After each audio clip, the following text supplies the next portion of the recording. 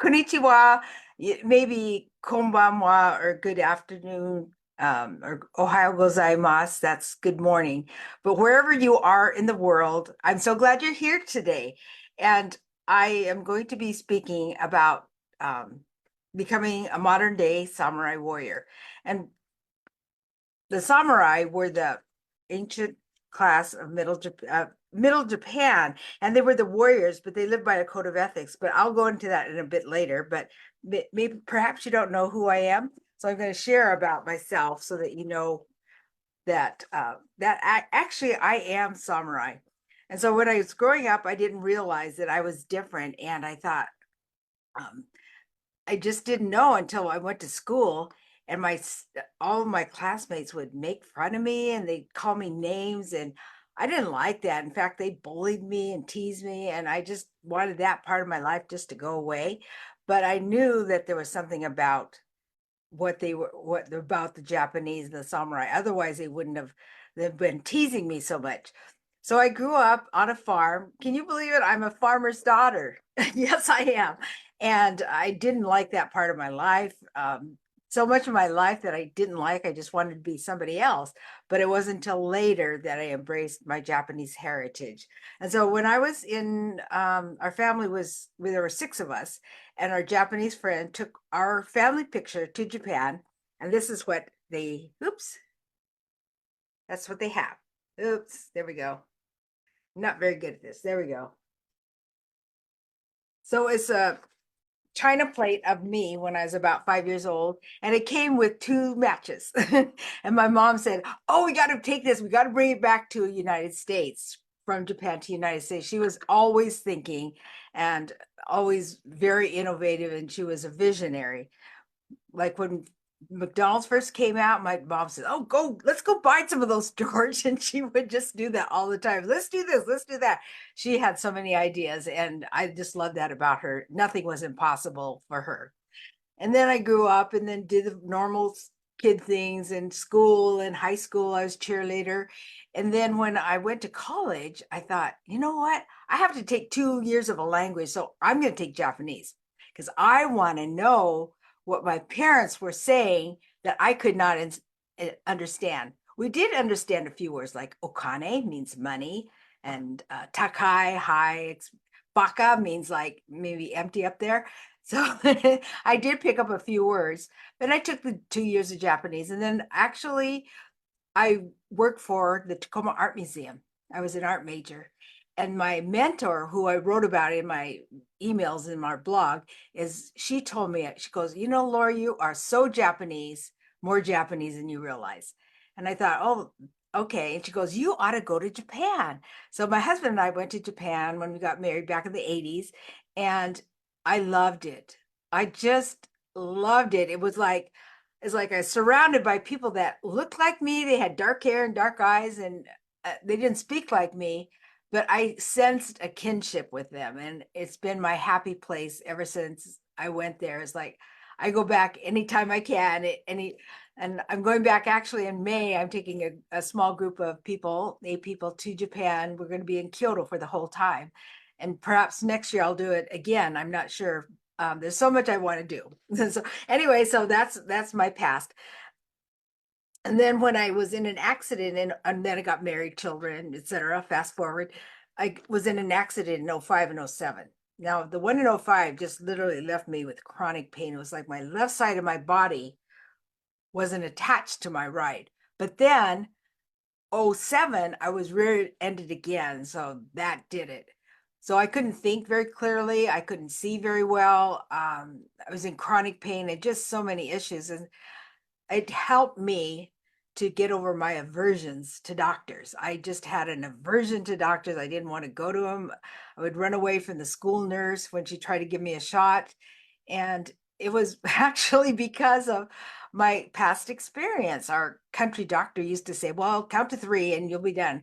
And we go, "1, 2, 3." And he goes like this: 1, 2, 3. And my sister said she remembers him sharpening his needle. And also bleeding in the bathtub at night. So that was quite traumatic for me, as I was about 3 at the time, 3 or 4. And that just like, it was, rather do anything else but go to the doctor.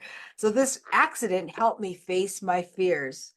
And I relied on doctors in order to get better because I didn't want to be reading at a seventh grade level. And so many years of rehabilitation, chiropractor, physiatrist, neuropsych, neurologist, you name it. I did physical therapy. But I'm happy to say that when I was doing that, I also thought about my Japanese background. I said, there's got to be some answers there. So I started researching about my background, and um, realized I looked at the family crest, which our relatives gave us, and I looked at it and they go, oh, that's a crest from feudal Japan. It's a samurai crest. So I have one that we just got in Kyoto. Let's see, in November, and yes, we were there the latter part of November. And so I love Japan, and through research, I decided to write a book. And the name of the book at first was called The Courage of a Samurai, and that one is literally not in existence, not published. And then that was 15, I went on self-published. 16, I went on to Amazon, and then 18, I was offered a contract with Tuttle Publishing, and I took it.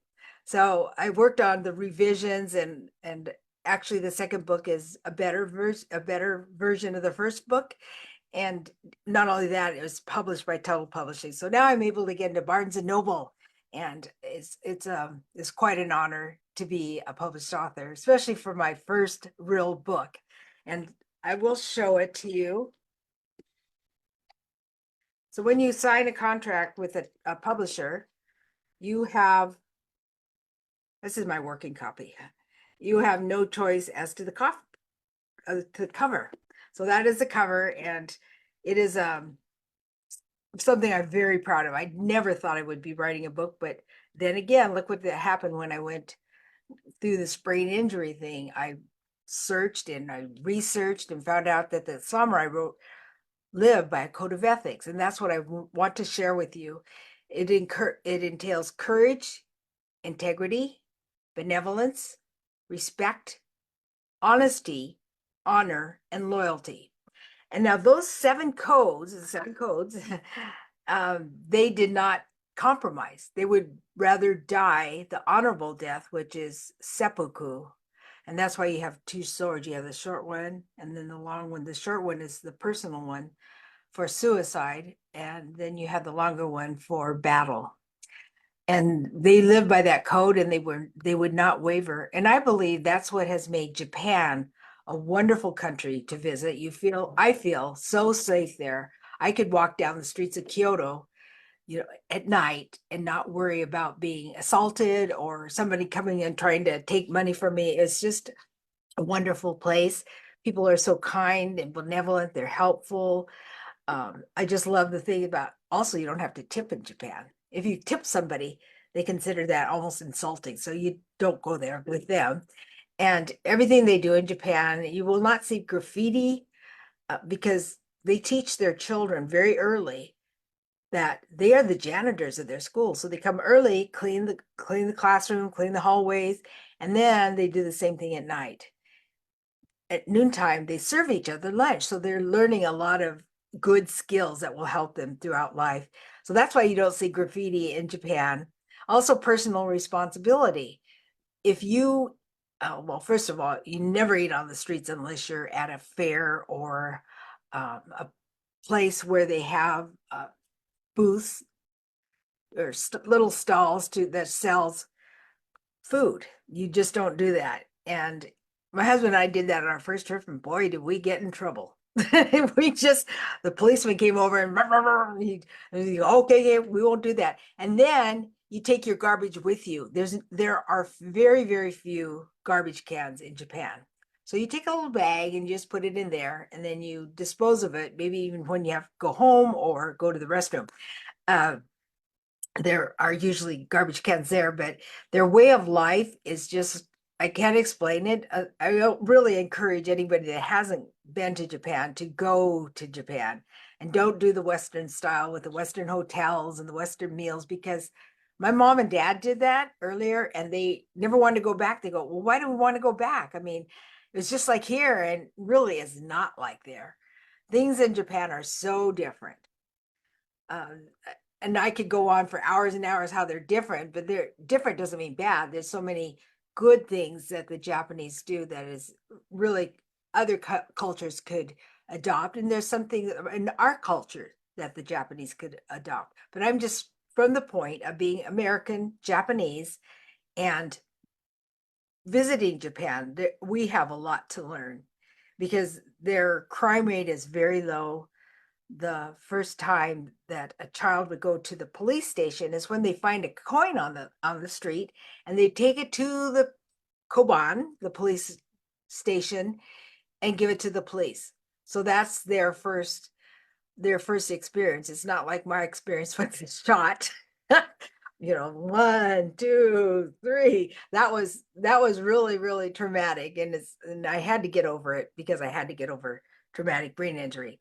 So I'm happy to say that March is the National Brain Injury Awareness Month. But I believe that I'm not only a survivor, I'm thriving because finding parts of my brain that were not active, like perhaps writing. I didn't know how I could write a book, but I knew I wanted to write a book because I really set that goal out that if I write the book, I will overcome traumatic brain injury. So that's what I did. And when the book arrived on my porch, the order of books came to my front porch. I thought, yes, that samurai spirit, it's in me. And throughout the year, what I do in my emails, as well as on my Facebook pages, we cover each one of the Kodo Bushido. So we just have done courage, we finished integrity, and now we're doing benevolence. And so there's something that we don't think about benevolence as being part of a warrior, but it was important to the samurai. For instance, they allowed their opponents to die the honorable death, which would be seppuku.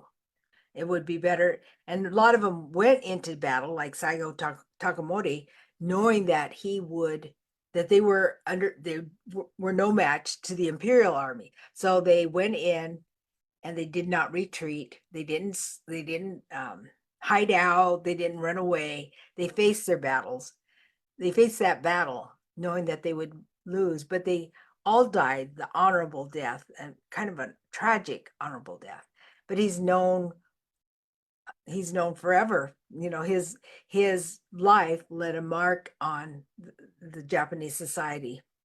And I love the Kodo Bushido was really helpful for me in overcoming traumatic brain injury because all of them work together. Like you couldn't have honesty without courage, because you can be honest, but it takes the courage to actually go through with being honest. It's not always easy to do the right thing, but if you do the right thing, success it will bring.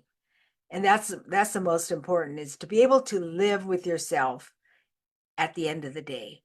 And I believe that with the Kodo Bushido, that will equip people to live an honorable life. And not only with what I did in my book is I wrote about Gambaru. That's also a Japanese principle ethic. Is not one of the samurai code of ethics, but it is a samurai. It is like the overarching reason that the Japanese never give up. My parents we were farmers. We did not give up. After the end of the day, everybody went home. It was raining. My mom and dad said, "We got to get out there, kids.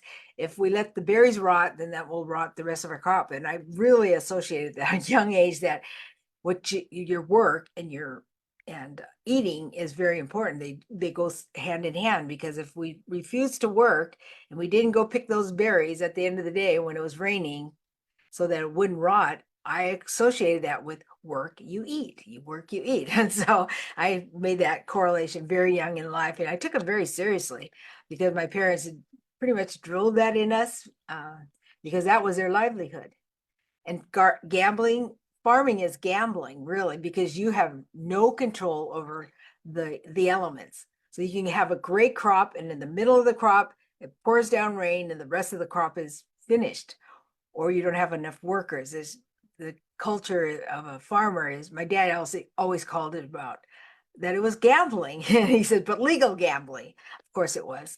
And he died at 99 and a half, literally working with plants, because George Husbandman Farmer, he loved work. He loved being involved with plants and dirt and earth and getting the weeds out of them and pruning them. And we didn't encourage him to retire or go into a retirement home, because he would have withered, because there'd be nothing for him to do. So he just stayed at home. And at the last few years of his life, my sister went to live with him and take care of him. So that is about the Kodo Bushido. And I hope that I've given you some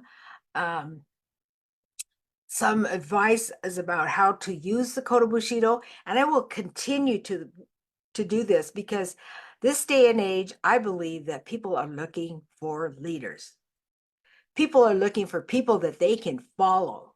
They trust, that are kind, that are, they do what they say they're going to do, just people that have courage.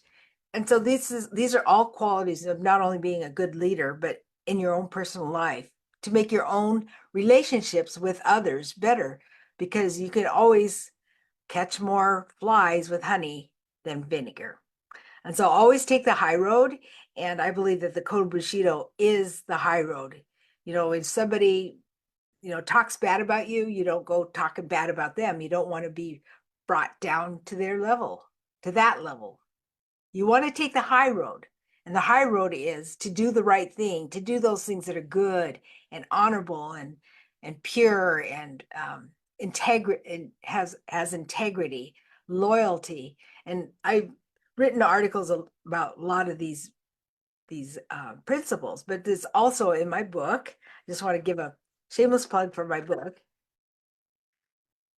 Let the Samurai Be Your Guide. And I believe it will help you. And people that have said that it has been helpful for them, they would, let's see, oops. There, I'm sorry. People have said it's helpful and it helps them understand about being Japanese, because being a Sansei, I'm third generation, we're in a little bit different position than our grandparents who came over, sailed the boat from Japan in the early 1900s. And then for our fathers, the second generation, who weathered the storm, and they were kind of part of both cultures, the American and the Japanese. And so how did they choose their loyalty? Well, their loyalty was to the United States of America. And even a lot of people don't really understand that loyalty part, but we were Americans, and so we fought for America. And so many, if you read about the heroes of World War II, the Japanese soldiers, you'll understand and come to realize and appreciate what they did. And they did it for us, and they did it for future generations, because they wanted to get their mothers and fathers and grandparents out of those, they call them camps, but they were horrible. They were detention centers, and they weren't a place of, my father writes about it, a 20 by 20 room, one light bulb up above, one potbelly stove for heat, and no running water, 20 by 20. So there was no privacy. But in spite of that, they made the best of it, and they didn't complain. They wanted to make it as normal as they could for their children. And I guess the younger children talk about it. I know a few, like my uncle, and I know some people that went through it when they were young.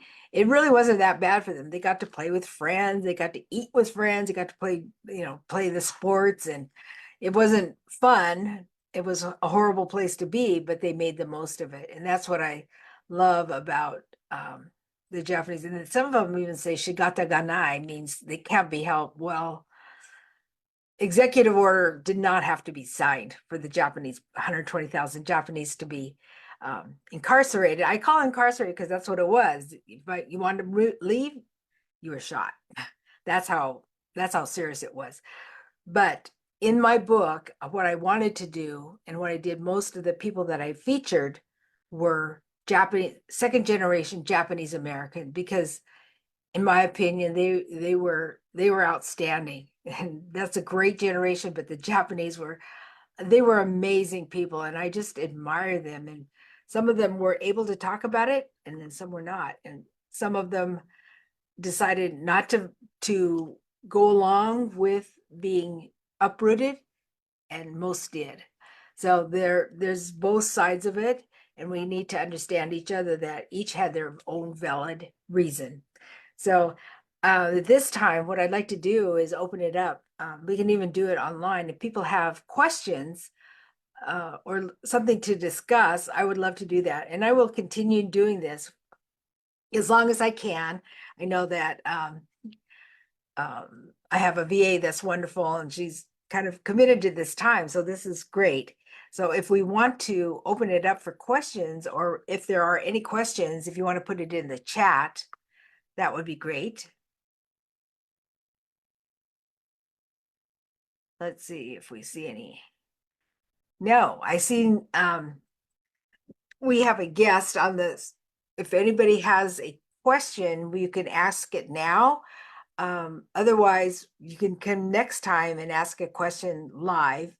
And I'd love to see you, and I'd love to meet any of you, because we do, Japanese Americans do have, especially Japanese Americans, and other people that want to understand it, but we have a unique position, because our parents were trying to become as American as they could, but with speaking Japanese to their parents, some did, or their grandparents, or in the community. But I was not raised in the community, and unfortunately, I would love it, but now I'm trying to graft into the community, and Seattle is the closest place that I can do that. I've joined some, they call Kenjin Kais, where the actual Kenjin from the different places in Japan, like there's a Hiroshima, and there's a, I'm going to go, I'm just joined a Kagoshima club, and there's ways to get involved, JACL, there's so many ways a person can become involved. Even going on YouTube, you'll find a lot of information. And I have a channel on YouTube where I have a lot of videos that you will find, and love for you to join there and enjoy that. But most of all, I'd love for you to just get connected. And this is one place you can get connected if you're interested in the samurai and Japanese culture, because I know I've been to Japan over 10 times, and this will be, way past 11th, but it's my happy place. I'm so happy and just love being in Japan. And when you go to Japan, you'll experience it, you'll smell it, the people are so kind, and it's so beautiful. And the word I was looking for the other day is like taupe, brown, black. It's all the houses are very monochromatic, and it's not like you see one and the other, and green and yellow and all that. That's just shows the American diversity and personalities. But in Japan, it's like their culture, homogenous. Everything is very beautiful and calm, and I love going to Japan, and that's how I got connected to my Japanese roots, and I'm so glad I did. And now I know why, I I am the way I am, because I wanted to be blonde hair and blue eyes like a lot of my classmates, but that was not the way that God made me. He made me me. And so there's only one me, and there's only one you. And I would love to connect with you through Facebook, through LinkedIn. Just drop in the chat or email me at Lori@loriwhaley.com. And Vanell just did some Q codes, and I don't know how to use it. So maybe next time we'll have a Q code up that you can just take a picture of and connect that way. That would be great. And I'd love to connect with you and see you and speak with you. And if you have any questions, please come back to this. It'll be in the samurai community and my personal fan page. And I also put it on Sansei Legacy, that's out of LA, and for the love of Japan. I might be putting it on more, but I would really like to meet with you and to show you about the Kodo Bushido and encourage and help you in any way I can. So I think oh, one more thing. This is a good guide. Oopsie, there we go. It's called Let the Samurai Be Your Guide.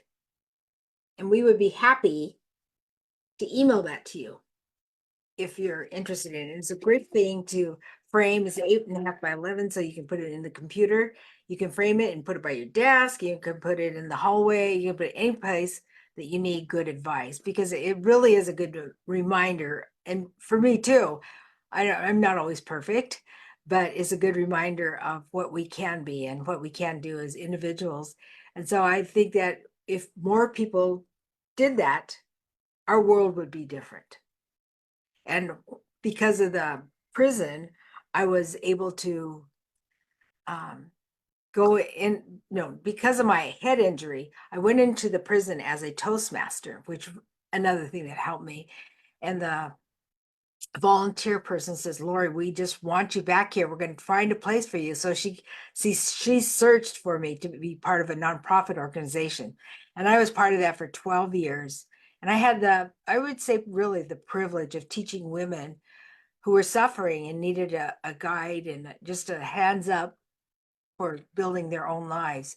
And through the accident, I became more compassionate because I didn't understand what it was like to struggle. And being in the prison, then I did, having to learn things all over and work so hard, and, physical therapy and speech path, all the things I did, I know what it was like to struggle. So I went into the prison and taught a class for 12 years. And people said, Lori, they're going to teach you more than you'll teach them. And boy, was that ever true. I learned about facilitating. I learned so much. I learned about women's struggles and how to help them go through struggles. And it really did teach me a lot. So I say that I go from the jailhouse to the penthouse because I have spoken very prestigious. I was on 2 TEDx stages. So I could really say that I went from one to the other. And I don't discriminate because I was discriminated against. But I would love to hear from you. Just email me at lori@loriwhaley.com, or you can even go to my website, Lori, LORIWHALEY.com, and learn about different ways that we can connect. And I have my blogs up there. I would just really love for you to adopt that into your life, and then maybe help other people adopt that into them. Maybe one code at a time. Maybe it's courage. Maybe it's integrity. Whatever it is, it's a good thing to study and implement it into your life. So with that, I'm going to, unless there are any, I don't see any questions. There's a saying that I say, and it has to do with never giving up. It's called Gambaru, is never giving up. Try your hardest, do your best, never give up, and go for broke. So I'm going to end it and say a saying. Actually, my husband came up with this. Sharpen your sword and let the journey begin. Gambate kudasai.